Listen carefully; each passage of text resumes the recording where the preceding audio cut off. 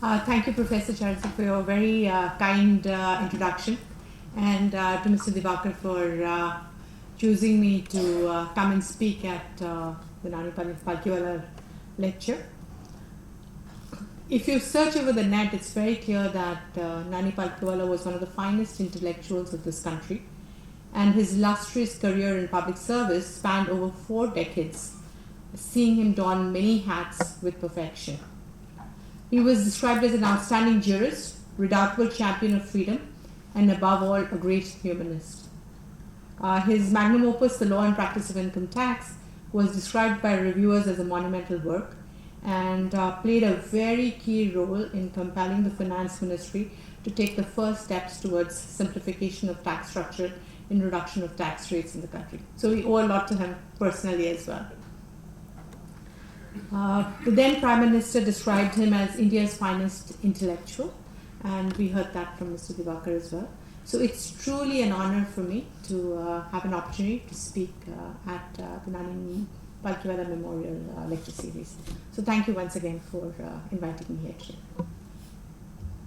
I'm not very good at public speaking, I must admit, so my presentation is going to be short, but I would love to engage in Q&A with the very bright set of students that I'm sure Bangalore attracts.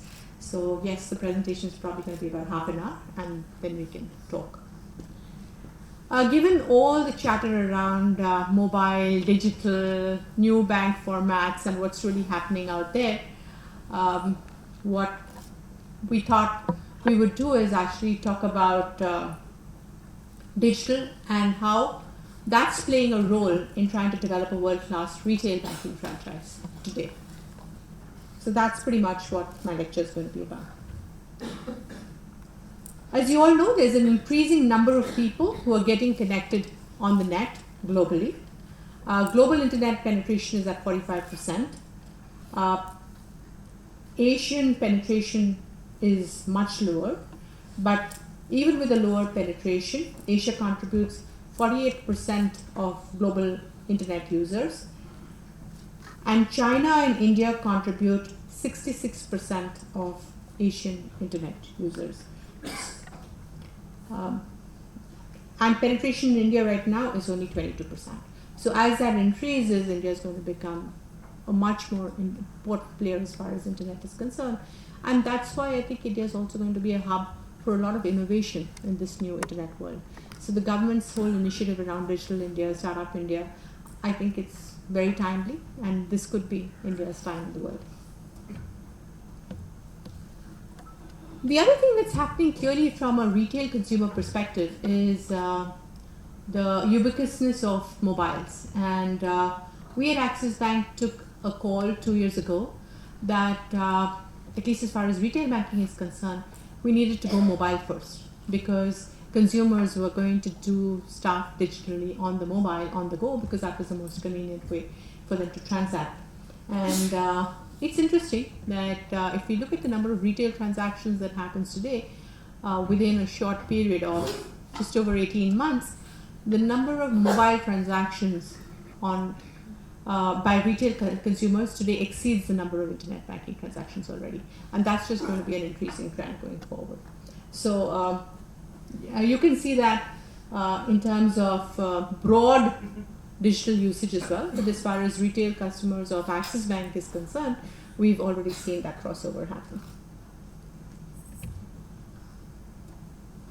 Now the other thing that is obvious is that when, in today's world, when people have so much to do, they're terribly busy, and banking is really not the most important things in their life, what becomes important for customers is having a simple but rich interactive experience and integrating it into the real lives of consumers. And that's something that as a bank we need to understand, that consumers don't care about banking.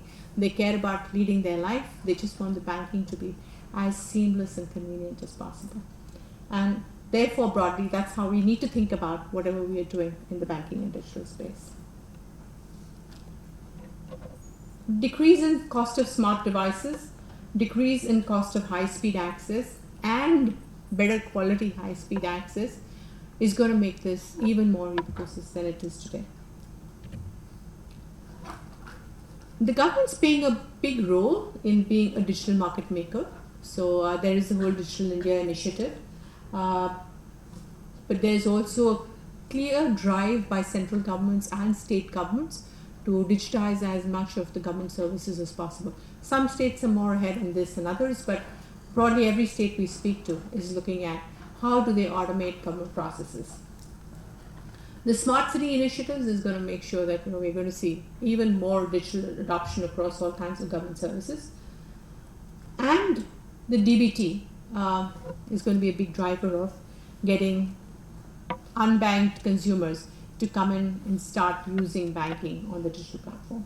So there's a bunch of things that's happening there, and I'm sure all of you have seen Nandan's video on the WhatsApp moment of banking. I think it's very insightful presentation, and clearly the fact that Aadhaar, mobile, big data, government initiatives are all coming together. It is a transformational period as to how people are going to do their payments and are going to do their banking out in the future. So we are really looking at how do we look at all of these initiatives and all of these trends that we're seeing and start to build on top of them to bring convenience to all of our users, whether it's governments, whether it's small businesses, or it's retail consumers. Some of the initiatives that we are working on is we're hoping to launch very soon the Bangalore Metro card, which will allow you to pay by a contactless card at the metro. We're also working with one of the other states in terms of all transit card, which will allow you to seamlessly pay all your transit needs using a contactless card. E-disbursements, we were one of the early adopters of working with the government on looking at e-payments, and we have a lot of solutions for a lot of states around that. As governments seek to digitize more and more on e-tendering as well, we work with a lot of government units in making that happen. The other big thing we've learned out of this whole digital arena is that the earlier segmentation used to be demographic segmentation, and at least I remember when I was studying, it was all about taking age cuts, income cuts, and classifying your customers and developing products around that. In the digital world, that's just not good enough, because customers, who've been on Facebook, who've been on Google, expect to be treated like individuals. They expect you to kind of know what not to bug me with and what to offer me. So segmentation has completely changed, and banks have to develop the building block capabilities required to be able to deliver in that world.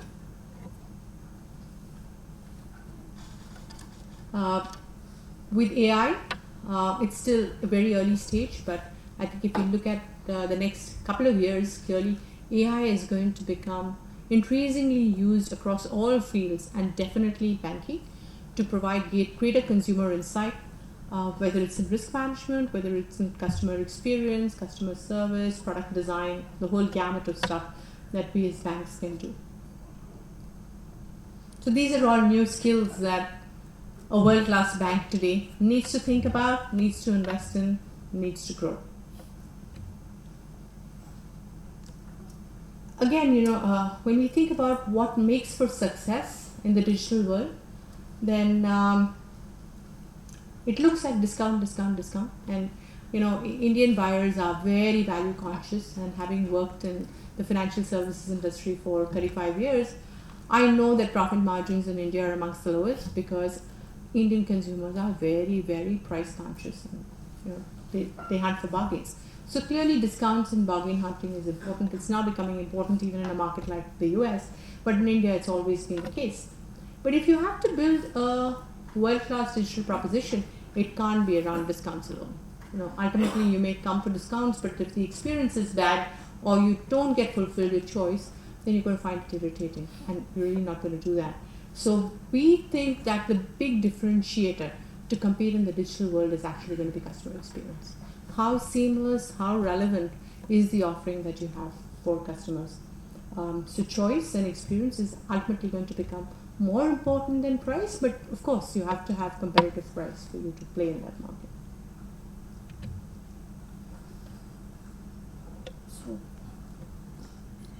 And when we look at experience, that experience applies across the different contact points and across our different businesses. So we've actually looked at something which would seem intuitively to be less amenable to automation, but we've looked at, for instance, giving loans to farmers in rural markets, and we're still on a private pilot basis, but we are hoping to do a full commercial India launch with instant gratification to farmers on a loan by having straight through processing, being able to capture all of the data, do all the underwriting, and actually be able to give the person the loan before they leave the shop.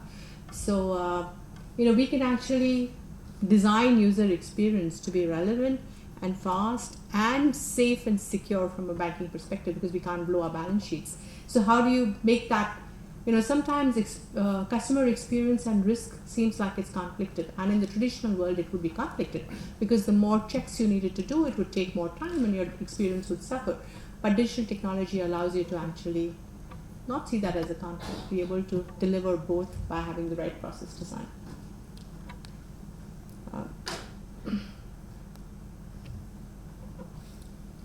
As we think about strategy and as we think about digital, one question that always comes up is, are branches going to become defunct? Are branches going to be irrelevant anymore?